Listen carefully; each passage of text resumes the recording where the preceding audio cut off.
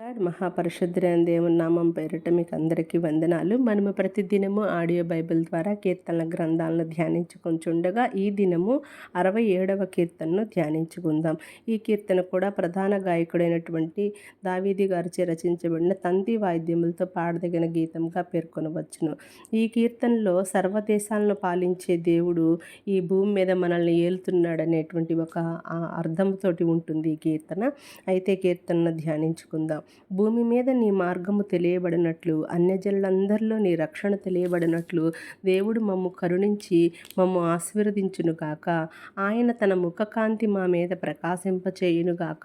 దేవా, ప్రజలు నిన్ను స్తుతించుదురుగాక, ప్రజలందరూ నిన్ను స్తుతించుదురుగాక. న్యాయమును బట్టి నీవు జనములకు తీర్పు తీర్చుదువు, భూమి మీదున్న జనములను ఏలెదవు. జనములు సంతోషించుచు ఉత్సాహధ్వని చేయునుగాక.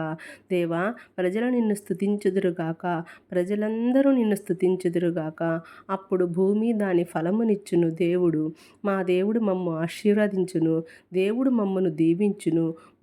భూదిగంత నివాసులందరూ ఆయన యందు భయభక్తులు నిలుపుదురు. Thank you. Praise the lord.